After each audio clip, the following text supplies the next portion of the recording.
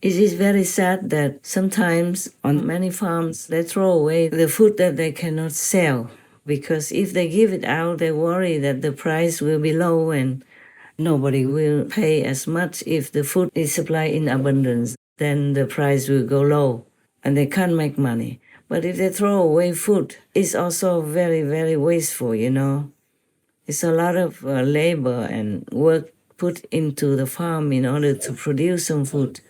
Many people are hungry nowadays, especially with climate change and disasters so frequent and so huge, much worse than ever before.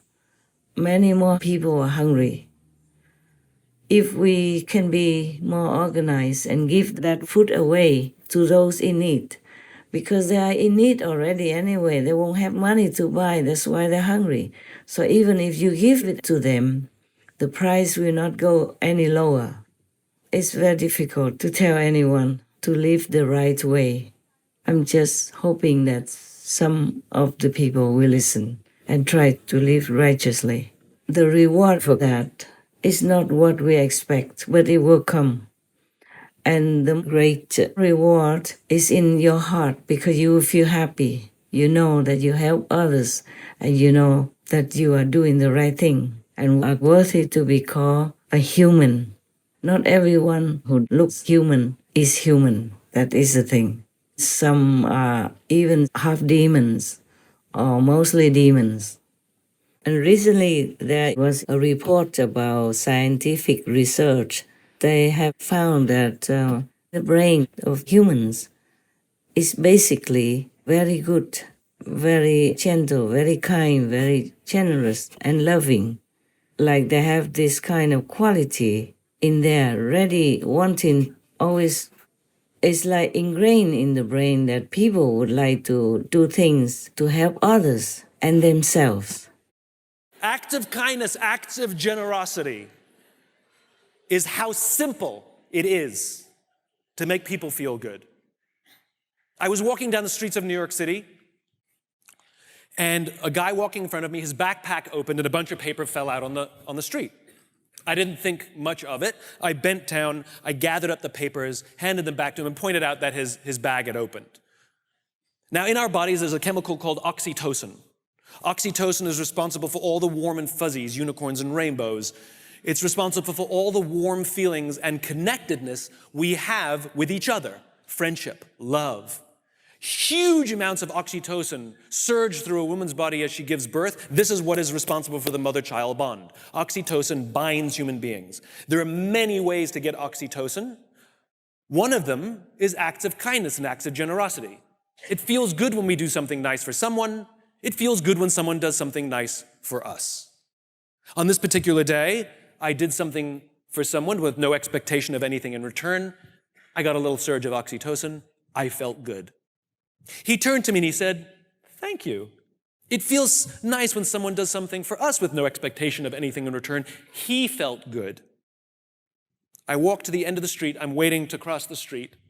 And a total stranger who happened to be standing next to me said, "I saw what you did back there. That was really cool." As it turns out, witnessing an act of generosity releases oxytocin, and he felt good. And the best part about oxytocin is the more oxytocin we have in our bodies, the more generous we become. It is Mother Nature's way of trying desperately to get us to look after each other. I can guarantee you that that man who witnessed what I did something nice for somebody that day simply because he saw someone do something nice for somebody that day. So what if we commit to do something nice for someone with no expectation of anything in return? Imagine what happens at work. Imagine what happens at home. Imagine what happens with our friends. But it must be genuine.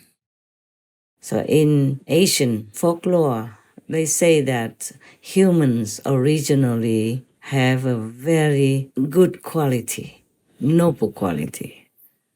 In Vietnam, we say nhân chi sơ tính bản thiện, meaning originally humans' quality is very noble, very kind, yes. So how come we have degraded into such a stage that we could even kill others, kill each other, and kill animal people, make them suffer all their lives, have torturous lives, then murder them to eat, and still call ourselves humans, because they have forgotten their original nature, the real quality of a human. Society influences them, and it became like a trend, it became like a habit. So people continue to live that way, legalizing the bad way of life. Even governments and laws support all this kind of life. So everybody just takes each other's bad example and all are falling like that together, down to the bottom of moral standards, virtuous standards. Originally, humans were not like that. The humans who first came to this planet were not like that. And slowly, we felt it's also because this world is still full of demons. The demons are made of fallen humans as well. And the more we fall, the more the population of demons increases. And that's how we have the world as it is today. We normalize all kinds of bad behavior, all kinds of low life standards that we didn't know before. We came from heaven. We were pure, innocent, powerful, have telepathic power, have magical power, have things that we could use to survive longer, live longer on this planet if we wanted to. We could fly like bird people. We could go without food. We could love each other just like we love ourselves. And slowly, we lost that because we have forgotten who we are. And it's a pitiful situation that we have let ourselves into. That's why God felt pity for us. Then God sent his son or his trusted angels, saints and sages and masters, we call them, to come down to this suffering world in order to rescue whomever they still can, to rescue whomever is calling for help to be liberated and go back home. Not every planet or world has such a great fortune as to have a master with them. Some planets don't have, some worlds don't have, like the world of hell doesn't have master. Not every hell has, maybe one or two, very rarely. And even then, all the beings in hell do not hear the master talks. They cannot. They're not allowed to even. This is the problem. Well, not to talk about hell, on this planet is the same. How many masters have come and gone? How many masters have come to this planet and left us after their time's up? And not many people on this planet even have a chance to meet them or listen to them. And even if they do have a chance to meet them or listen to them once or twice, not necessarily that they will accept the master's teaching, follow through with it, and practice it. That's why the world has never been empty of suffering. It's because our choice has been contaminated with unintelligent decisions, with bad associations, with lower quality life, with demons, for example, or with fallen angels. Do not blame yourself too much. Imagine God created the angel and he could fall. He became Satan, became anti-God, anti-Christ, anti-Buddha. And when Buddha was alive, his distant cousin, Devadatta, also not only imitated him to get influence to be famous and wealthy, but even tried to assassinate the Buddha many times and in many lifetimes. Whenever the Buddha incarnated to help beings, Devadatta also reincarnated as a very bad force to oppose the Buddha, to harm the Buddha, to create things, create events that make the Buddha's reputation degraded, yes, or his life be in danger, or encounter a fatal situation and die, either brutally or less brutally.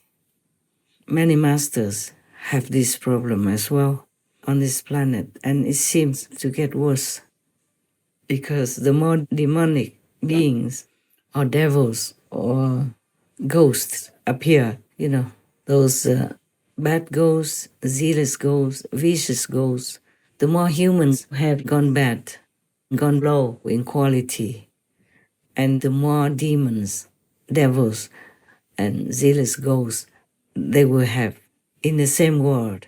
And these demons, ghosts, and devils, they influence more and more humans to make them more and more bad, thus far from God, and encounter all kinds of pain and suffering, and even become demons or ghosts themselves, to harm themselves, harm others as well, by the low quality that they make themselves become. So please, whoever you possibly know, just gently remind them, tell them to be vegan, at least less killing karma, so their body, their mind will be stronger, healthier, and more strengthened to deal with their own physical and mental troubles, because the physical problems sometimes are also not as bad as the mental problems and psychological problems, all kinds of problems, because they don't know how to get out of the traps of Maya, of badness, and of, surrounding unfavorable situations and bad energy. Humans are to be pitied, truly.